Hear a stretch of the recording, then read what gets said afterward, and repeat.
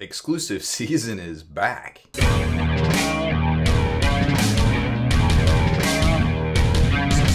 Spiky Bits. Welcome back, Hobby Maniacs. I'm Rob Bear from SpikyBits.com, and in this video, we're gonna unbox and build the new Primaris Company Champion exclusive miniature from Games Workshop. Now, this was, I guess, first available at Adepticon 2022. We were able to actually get one, and I kind of like it, to be quite honest. It's a really neat mini, to be quite honest. Now, this is $38 plus tax if you score them at the show, and they were limit one each per person, but then something about, like, if they had more left on Sunday, you could go back and get whatever. So I don't know what the status of that was, but judging by the amount that are on eBay right now, not too many people were able to get multiples, I think, because they're going anywhere between $80 and $100 currently at the time of this video, which is probably a testament to, you know, the demand and also the supply right now. But as more events are happening throughout the year, I imagine this will be available at all the US Opens, plus any other bigger event, you know, Warhammer wise that's happening. We'll probably start seeing more of these hit the secondary market. So that being said, let's take a look at the model. So it comes in the little collector kind of slide out with a 40 mil base. It appears to be a ETB model, meaning it's push fit, which is, you know, either hit or miss by folks. It's super easy for them to make, as they can just really crank these things out. They're not too complex mold wise, which is great for events. So there's the sprue. Here's the model. Looks like a left and a right, and then the little head kind of has that little T bracket. Kind of locks in there, and then the shoulder pads and arm or a peg type deal. It looks like same thing with the sword right here, and then this foot locks down on the tactical rock. Backpacks goes on, and that's all she wrote. Now there are a little bit of rules in here, which we'll talk about here in a second, because we already broke these down. So I'll pull that up and we'll talk about that probably next. Why not? So over on the site, spikybits.com, we have the rules data sheet, kind of breakdown of what all this guy does, and a little intro into the model in case people forgot. So the current firstborn company champion is 55 points, as you can see here.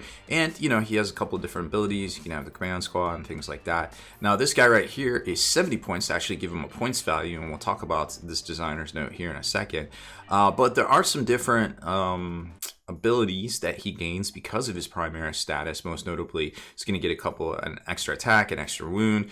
He only has the mastercrafted power sword. He can basically get the blade stance, which we'll show you here in a second. That's kind of the biggest stuff, I suppose.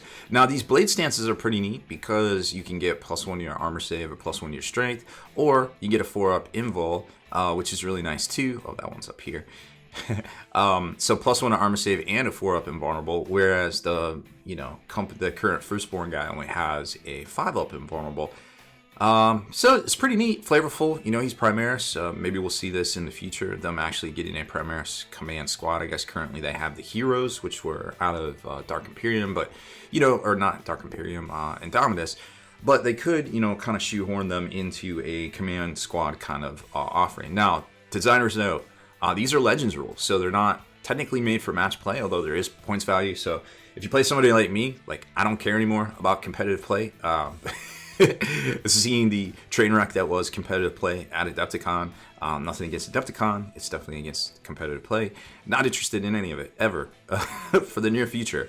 Definitely just want to have fun with my toys and push some stuff around the table. So it's perfect for most folks out there at game stores and at, you know, non-super competitive events. Why not play with your company champion? This guy looks dope. He's got a cool little pose. He's definitely about to spear the shit out of somebody, and why the heck not, right?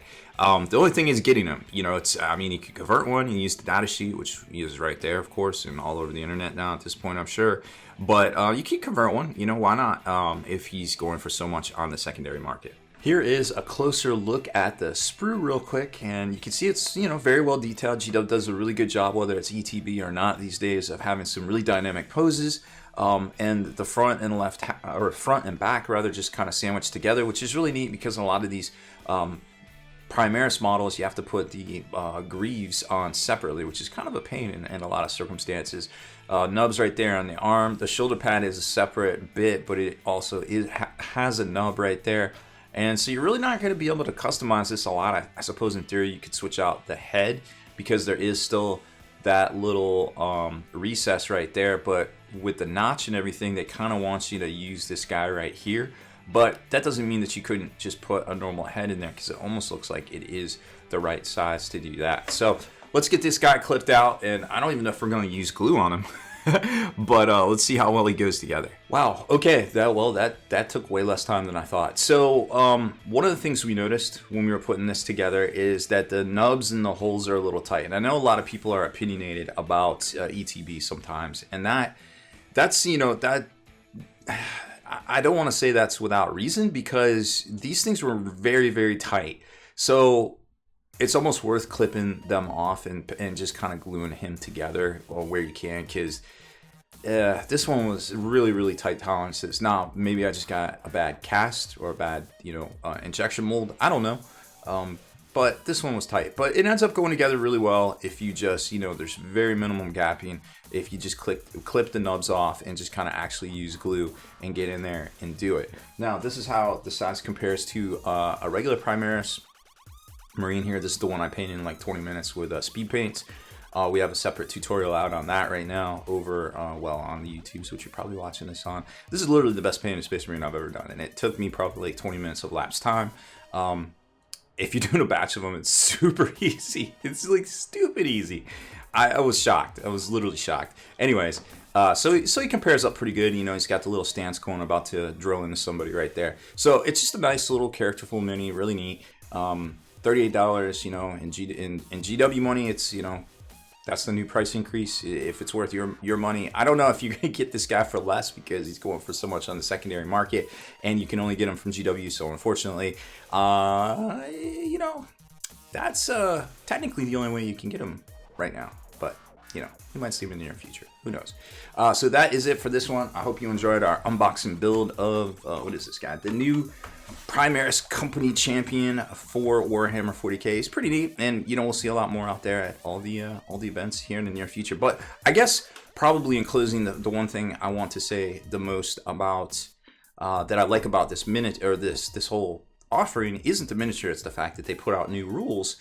They put points in there, but they made them Warhammer Legends. So it kind of reduces on the keeping track of the rules bloat sort of thing and things they have to balance, because technically that isn't competitive play. So I like that aspect, because 40k slowly but surely is becoming way more bloated and way more just ridiculous. I don't see how Imperial Knights are going to come out and in this world and even be a shred of competitive with the Harlequins and things like that. So it's just I don't want to harp on it, but I think this is a step in the right direction. I really hope GW figures out the whole app thing and the whole balance thing in the near future, because it's not very healthy for the hobby right now as far as competitive play goes.